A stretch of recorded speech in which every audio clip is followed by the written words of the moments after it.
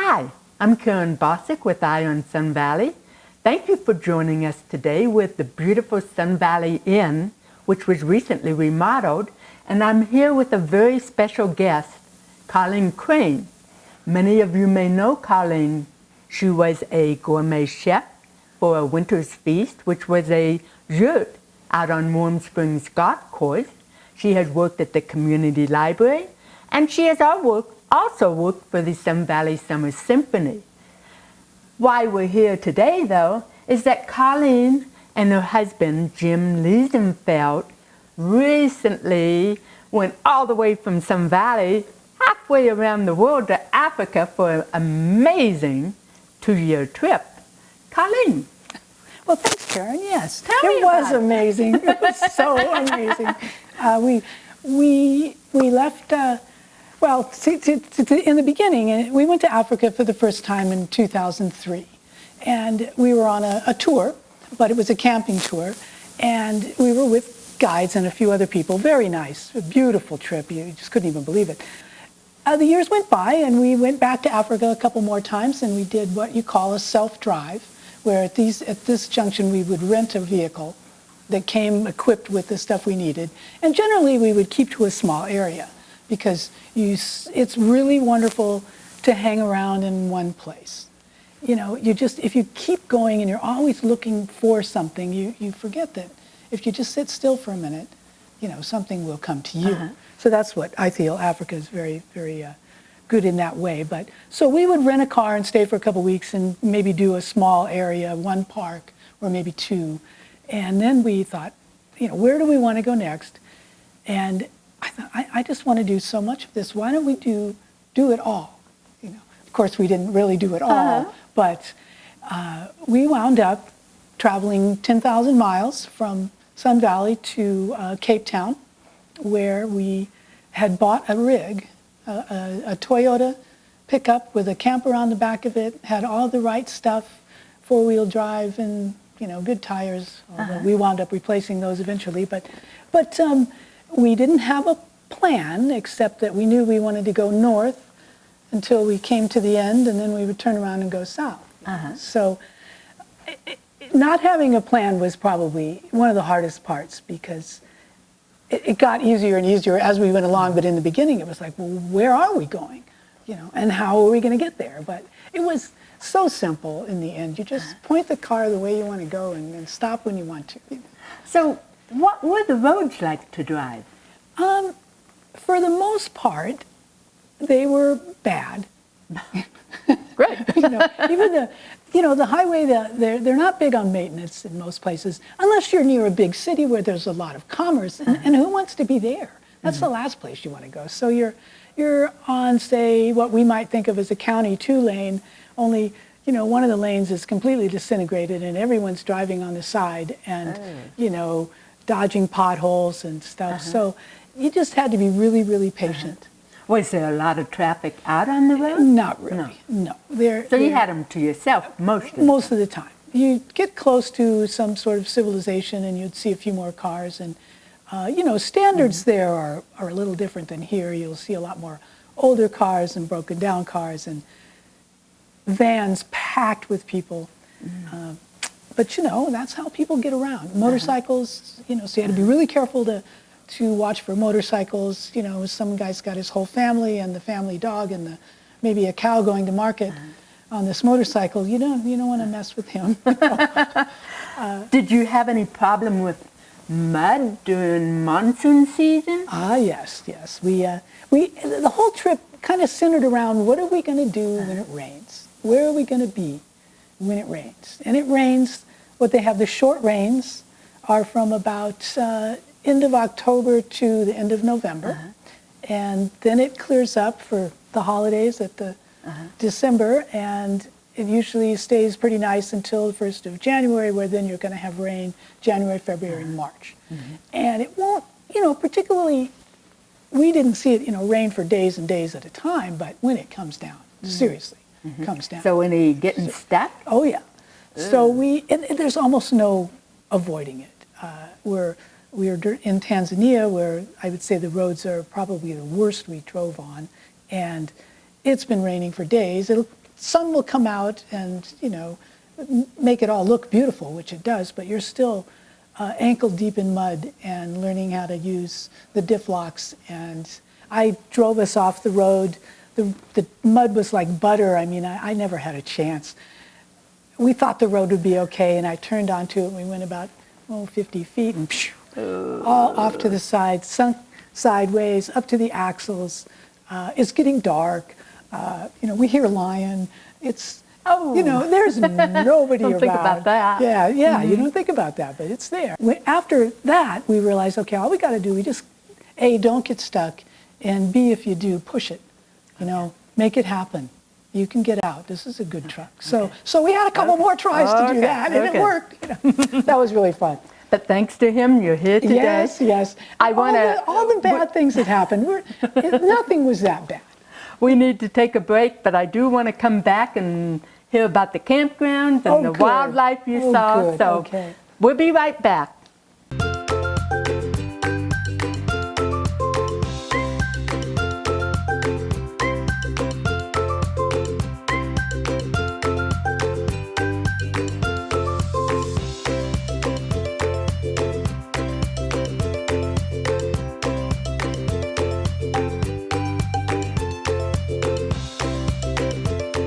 Better food, better price, better service. Atkinson's Market, supporting local farmers since 1956. I'm Derek Agnew, General Manager of Zenergy Health Club and Spa, and I want to take you inside and show you what we've done with our new Pivot Studio, which is going to blow you away.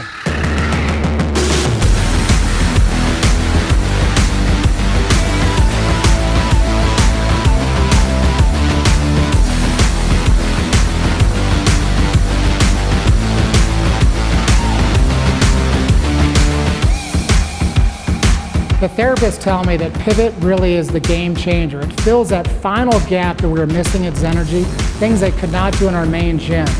The recent addition of the Pivot Studio has meant wonders to me as a physical therapist. I can now take care of the most vulnerable post-operative patient, but I can include programming that challenges the most elite athlete.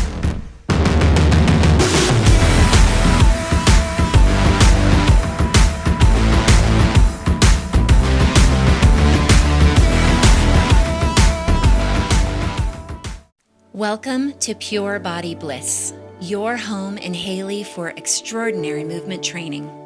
Pilates, yoga, and fusion classes, as well as incredible massage.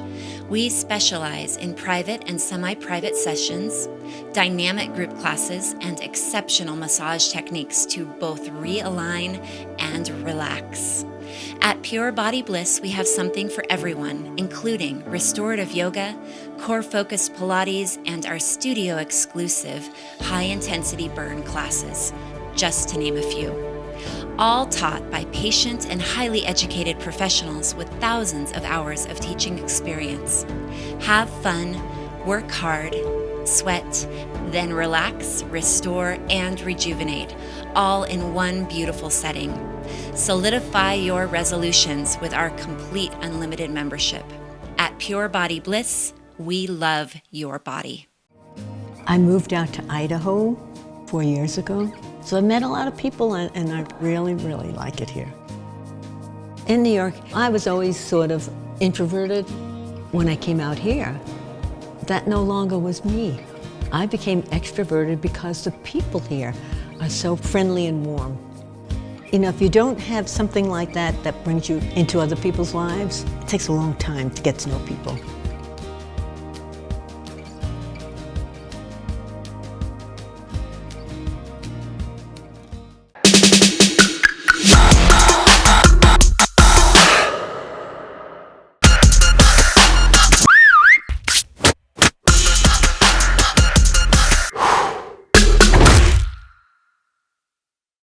Thank you for joining us again. I'm here with Colleen Crain talking about her magnificent trip through Africa, driving on their own.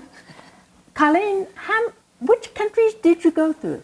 Well, we did 13 countries in southern and eastern Africa. We started in South Africa, so we did Namibia, Namibia, Botswana, Zambia, Zimbabwe, Tanzania, Rwanda, Uganda, Kenya, Ethiopia, Mozambique, Malawi, and Swaziland. Okay. Okay. And so that's 13 countries. We traveled 70,000 kilometers from start to finish, and that's about 50,000 miles, U.S. miles. Took us 22 months, and we love to stop and hang out in places that we liked. And what were the campgrounds like? Oh, some of them were just so primitive. You were literally just opening up the camper in the middle of nowhere, surrounded by who knows what. You know, you had to be really no careful. People for the most Very part. few people. Wow. As you get further and further south, you run into more people. And in certain seasons, I think Tanzania and Kenya are very popular because it's easy to get to those countries. But campgrounds varied from, again, absolutely nothing to some pretty nice campgrounds. Rwanda in particular has some lovely campgrounds, although it's a very small country and they only really have a few parks.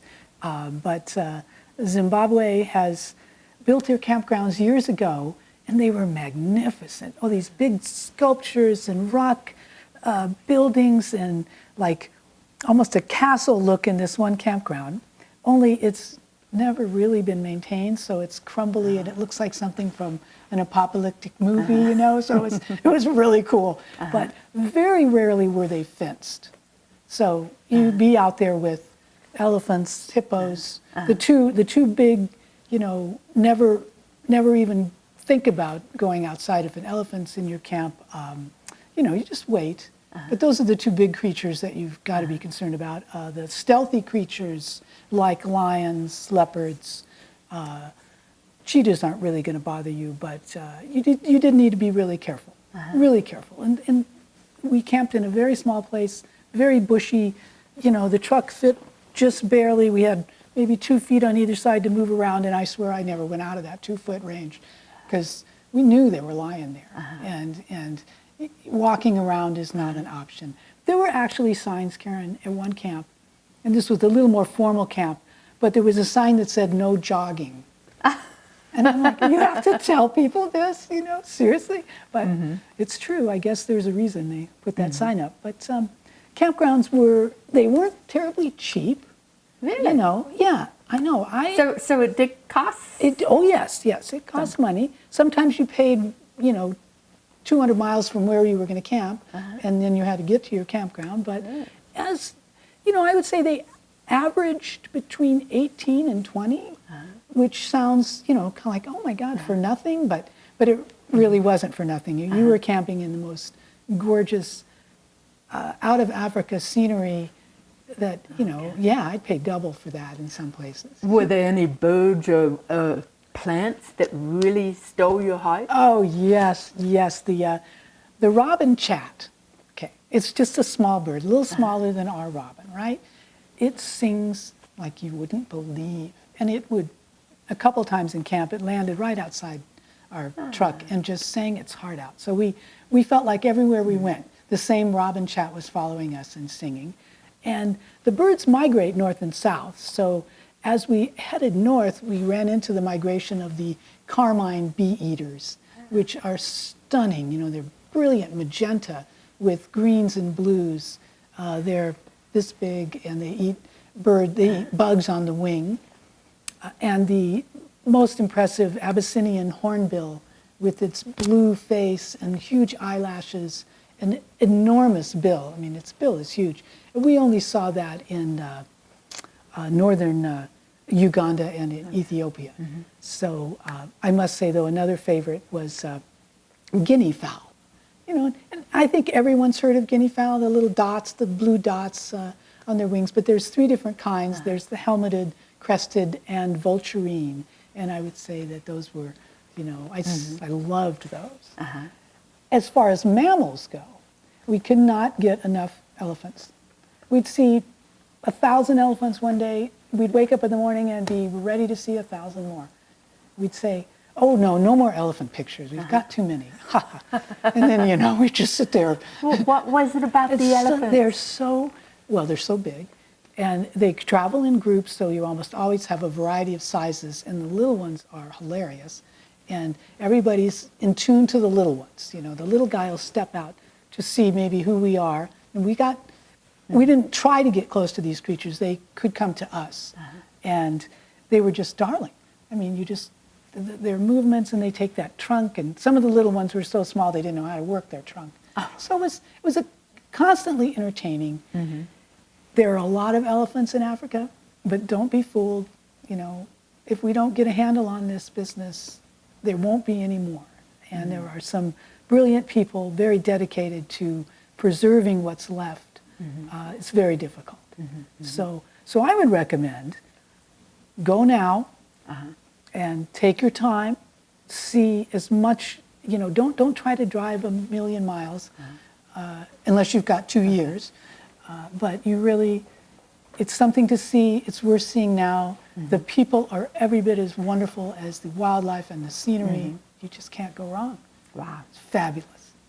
Well, Colleen, thank you so much for sharing your wonderful stories with us and your wonderful pictures. I mean, fabulous photographs and video. You can't help it. I mean, you know, there's just so many beautiful things to take pictures of. I'm not a photographer, but I did great. You know? but you wouldn't know it. I mean, they're fantastic. Thank you so much for joining us. I'm Karen Bossick with Eye on Sun Valley. Until next time, I'm keeping my eye on Sun Valley for you.